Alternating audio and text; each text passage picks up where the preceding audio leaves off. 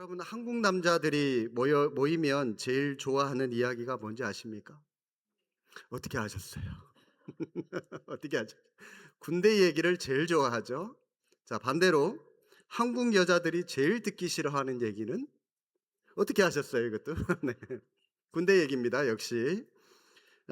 그럼에도 불구하고 여러분, 이 한국 남자들이 서로 만나기만 하면은 자기가 더 힘들었다, 자기가 더 뭐 군대 생활 빡세게 했다느니 그러면서 밤새도록 얘기를 해도 끝이 없을 정도로 많은 남자들이 지겹도록 군대 얘기를 합니다.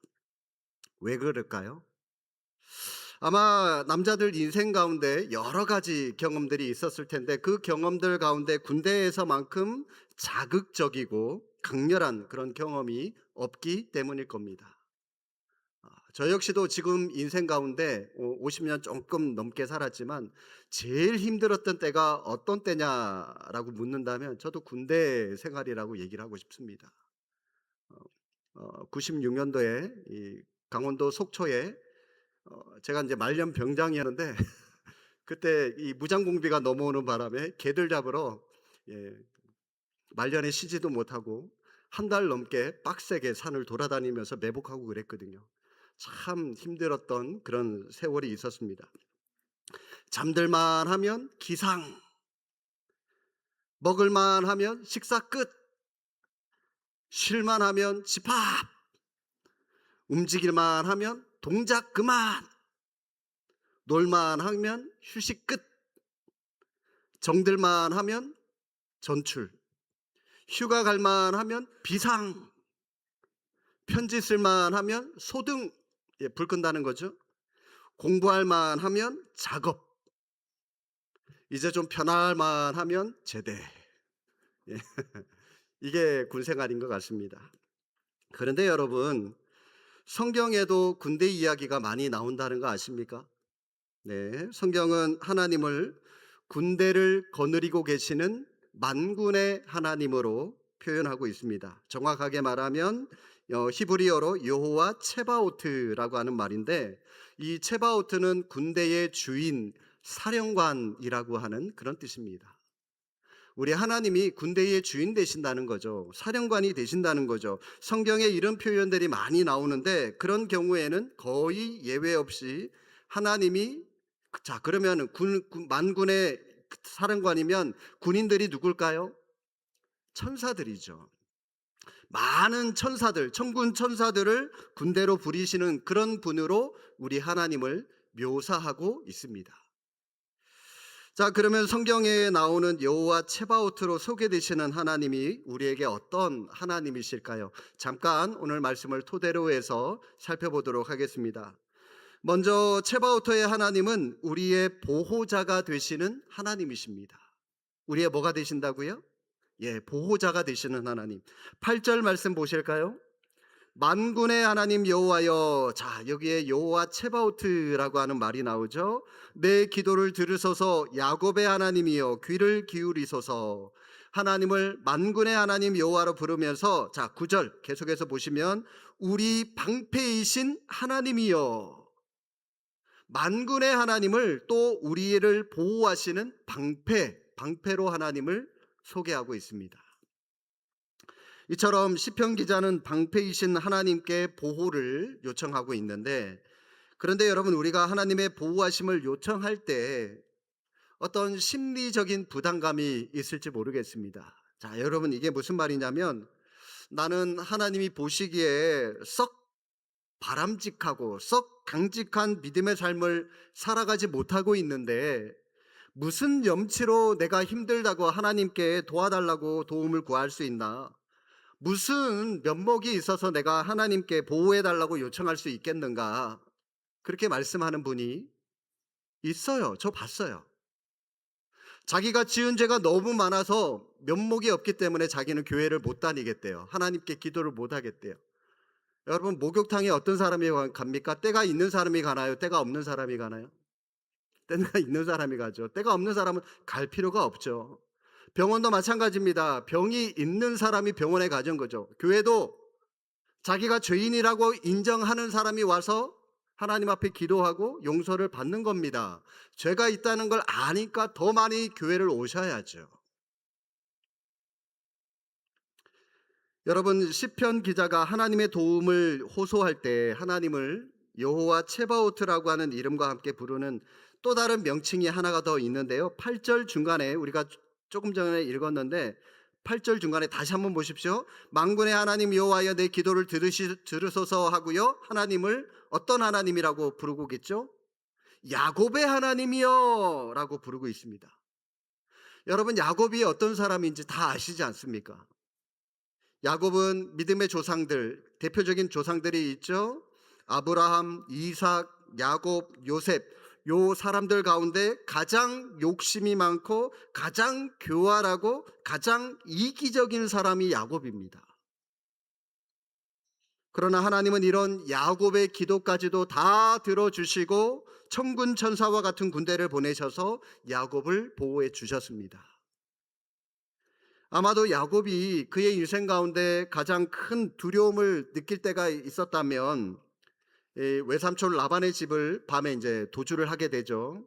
처자식을 다 거느리고 밤에 야반 도주를 합니다. 그 외삼촌 집을 떠나서 자기 고향으로 돌아가는 그 순간, 그때가 아마 이 야곱의 입장에서는 제일 두려운 그런 때이지 않았나라고 하는 생각이 듭니다. 보십시오. 도망쳐 나왔기 때문에 뒤에는 외삼촌 라반이 그의 종들을 거느리고 자기 뒤를 추격하지 않을까, 따라와서 왜 야반 도주를 했느냐라고 하는 그런 추궁 때문에 삼촌에게 두려움을 느꼈을 거고요. 또 다른 한편으로는 그가 자기 고향으로 돌아가고 있지 않습니까? 고향에 누가 있나요? 형 에서가 있어요. 그 옛날 장자권을 빼앗긴 그 분풀이가 여전히 그의 마음 가운데 있기 때문에 자신에게 복수하지 않을까라고 하는 그런 불안감이 있습니다. 뒤로는 두려움, 앞으로는 불안감, 돌아갈 수도 없고 전진할 수도 없고, 아마 고향으로 가고 있는 그 길목이 야곱의 입장에서 가장 힘든 마음이었을 겁니다. 그런데 그 길 가운데 갑자기 한 군대가 나타나서 야곱을 호위하기 시작을 합니다. 창세기 32장 1절 2절 말씀 한번 보시기 바랍니다. 야곱이 길을 가는데 하나님의 사자들이 그를 만난지라. 야곱이 그들을 볼 때에 이르기를 하나님의 군대라 하고 그 땅 이름을 마하나임이라 하였더라. 하나님의 군대, 마하나임, 하나님의 캠프라고 하는 말입니다. 하나님의 진지라고 하는 말인데, 천사들의 호위가 시작되자마자 그곳은 곧바로 하나님의 든든한 진지로, 하나님의 든든한 캠프로 구축이 되었습니다. 그러니 여러분, 하나님의 군대가, 천사들이 야곱을 삥 둘러싸서 야곱을 보호하고 있는데 이 야곱이 뭐가 두려울 수가 있겠습니까? 예전에 제가 사역했던 교회 집사님 한 분이, 젊은 집사님 한 분이 각종 그 기계 장비를 도매를 사업을 하는 그런 그 사업을 시작을 하시는데 저한테 찾아오셔가지고요, 자기가 그런 일을 하니까 상호명을 지어달라고 그러더라고요.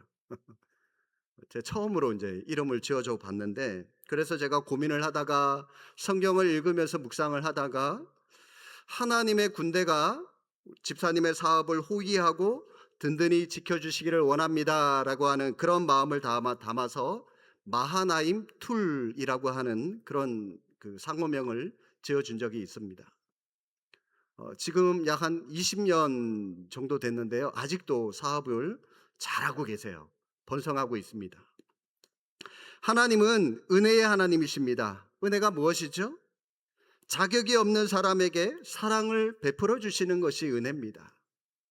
자격 없는 야곱을 보호하신 그 은혜의 하나님이 우리의 자격 없음에도 불구하고 동일하게 똑같이 언약을 지키시는 신실하신 분이시다라고 하는 것입니다.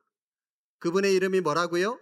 여호와 체바오트, 만군의 여호와 하나님, 군대를 보내어서 하나님의 백성들을 에워싸고 보호하시는 하나님, 그 하나님의 이름을 찬양하는 저와 여러분이 되시기를 주님의 이름으로 축복합니다.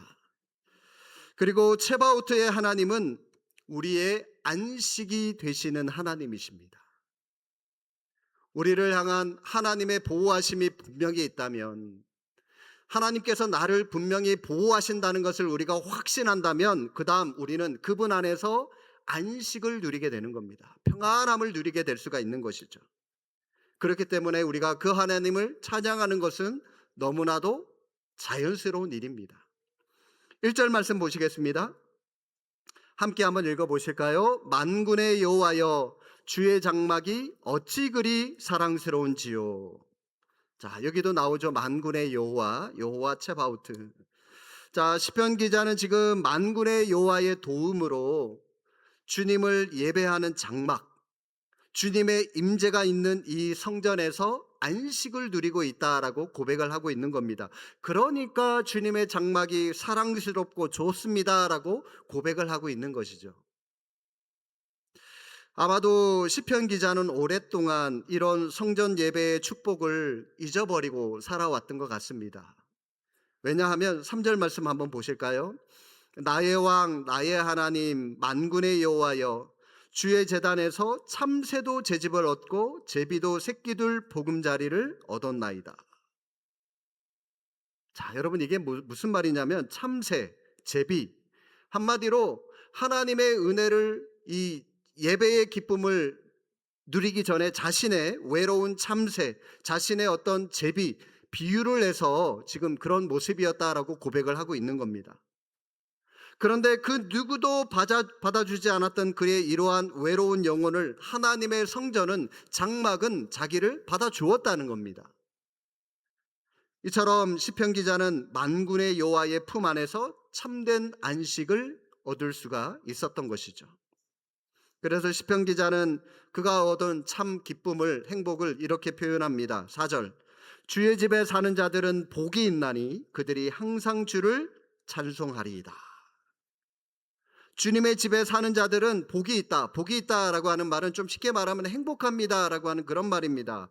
이처럼 주님의 집이 이제는 내 집이 되었습니다라고 고백을 하고 있는 것인데, 여러분 이 교회라고 하는 곳은 영혼의 모태와 같다고 할 수가 있습니다.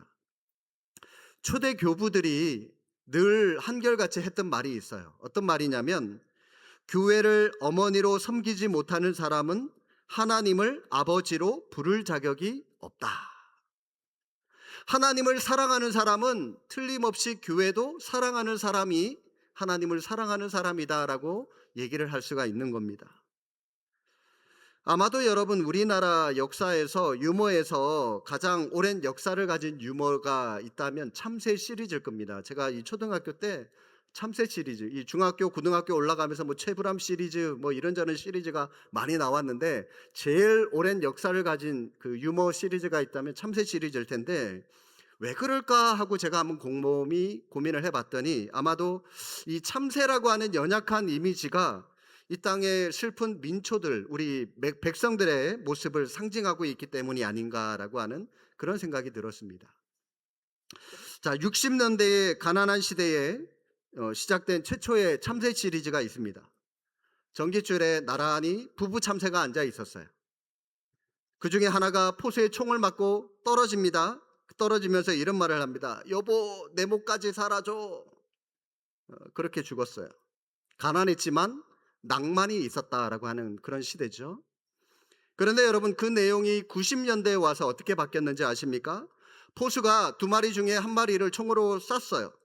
그러자 그 새가 추락하면서 하는 말이 왜 나만 쏴요? 쟤도 있어요. 예, 그렇게 하면 이제 떨어졌어요. 그런데 여러분 2000년대에 와서는요, 내용이 훨씬 더 살벌해지게 바뀝니다. 어떻게 바뀌냐? 총 맞은 참새가 왜 나만 쏴요? 쟤도 쏴요. 그러니까 이제 말을 했잖아요. 안 죽었다는 얘기잖아요. 그러니까 이 총을 안 맞은 참새가 쟤 아직 안 죽었어요. 한 방 더 쏴요. 네. 민심의 변화를 보여주고 있는 그런 참새 시리즈인데요. 관용이 사라지고요. 사람들의 따뜻한 이 정의라고 하는 것이죠. 이게 조금 사라지는 것을 이 참새에 빗대어서 우리에게 이 시사를 해주는 그런 유머인 것 같습니다. 오늘날 문화는 놀랍게 발전을 했지만 사람들의 마음은 따뜻함이 없고 안식이 없어요. 참된 안식을 누리지 못하는 것 같아요. 정말 여러분 이 과거에 비해서 오늘날 얼마나 살기 편해졌습니까? 얼마나 편리해졌습니까? 엊그제 이 텔레비전을 보면서 왕에 대해서 나오는 그런 사극을 제 딸하고 보면서 나눴던 얘기인데요. 왕이 아무리 좋은 백마를 타고 아무리 멋진 가마를 타면 뭐 합니까? 지금 현대판 이 뭐죠? 이 경차가 훨 낫죠, 백마보다. 이 마차를 타고 가다가 흔들려서 멀미 엄청나게 할 겁니다. 근데 요즘 이 차는 얼마나 스무스하게 그냥 잘 달립니까? 왕이 신하들한테 "나 이제 목욕할 테니까 물 좀 데펴라." 그러면은 1시간이고 2시간이고 물 펄펄 끓을 때까지 데펴야 되잖아요. 우리는 그냥 버튼 하나 누르면은 그냥 뜨거운 물이 펄펄 나와요, 바로. 아마 여러분 우리가 그 옛날에 아무리 풍성하게 살았던 왕보다도 우리가 훨씬 더 왕처럼 잘 살고 있지 않나. 그런데 여러분 이렇게 편안하고 편리한 이런 시대를 살아가고 있는데도 불구하고 많은 사람들이 정작 마음의 안식을 얻지 못하고 누리지 못하고 살아가는 사람들이 너무나도 많다는 겁니다. 왜 그럴까요? 불확실한 미래 때문에 그렇죠. 그리고 하나님의 보호하심을 신앙적으로는 올바로 믿지 못하기 때문입니다. 믿어야 제대로 쉴 수 있고요. 믿어야 사랑할 수 있는 겁니다. 믿어야 안식할 수 있는 것이고 믿어야 방황이 끝나는 겁니다. 여호와 체바오트 만군의 하나님의 보금자리에서 참된 안식을 누리는 저와 여러분이 되시기를 주님의 이름으로 다시 한 번 더 축복합니다. 그리고 마지막으로 여호와 체바오트의 하나님은 우리의 권능이 되시는 하나님이십니다. 우리의 힘이 되시는 하나님. 소년 목동이었던 다윗이 이 블레셋의 골리앗 앞에서 물맷돌을 들고 나가며 싸울 때 그가 뭐라고 외쳤습니까? 사무엘상 17장 45절에 다윗이 블레셋 사람들에게 이렇게 외쳤습니다. 너는 칼과 창과 단창으로 내게 나아오거니와 나는 만군의 여호와, 여기도 체바오트 나오죠? 여호와 내가 곧 모욕하는 이스라엘 군대의 하나님의 이름으로 내게 나아가노라. 만군의 여호와는 우리를 두려움으로부터 보호해 주시고 방황으로부터 안식으로 인도해 주실 것을 약속해 주셨습니다. 그런데 여러분 하나님은 한 걸음 더 나아가서 보다 더 적극적이고 능동적으로 우리가 대결하고 돌파해야 할 인생의 전장에서 하나님은 우리에게 권능을 주시는 분이십니다. 힘을 주시는 분이십니다. 다윗은 그 하나님을 믿었습니다. 그리고 그 믿음으로 행동을 했기 때문에 그가 골리앗을 이길 수가 있었던 것이죠. 아무리 현실적인 상황이 그에게 불리해 보여도요, 그는 눈에 보이는 환경에 의존하지 않고 보이지 않는 하나님을 신뢰했던 겁니다. 그래서 시편 기자는 12절에 우리가 읽진 않았지만 이렇게 고백합니다. 만군의 여호와여, 주께 의지하는 자는 뭐가 있다고요? 복이 있나이다. 만군의 하나님을 의지하고 신뢰하는 자, 주님을 믿는 자는 참된 복이 있다라고 선포합니다. 우리가 참으로 하나님을 믿고 의지하는 순간 하나님의 권능이 우리와 함께 하시는 것입니다. 복음서에 보면 12년 동안 혈루증으로 고생하던 여인의 이야기가 나옵니다. 12회를 병치레를 하느라 모든 재산을 다 낭비해 버렸어요. 그래도 아무런 차도가 없습니다. 그러던 차에 예수님께서 자기 마을을 지나가신다는 소식을 듣고 당장 주님께로 달려갑니다.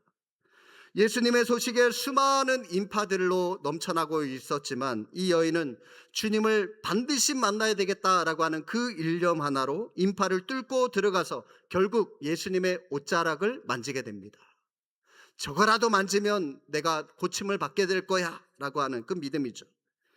거기에는 많은 사람들이 예수님을 이미 애워싸며 밀리면서 예수님의 그 옷자락을 만지고 또 이 옷깃을 스치고 있었지만, 그러나 주님은 그 많은 만짐 가운데 전혀 다른 의미로 자신의 옷자락을 스치고 있는 손길이 있다는 것을 알아채셨습니다.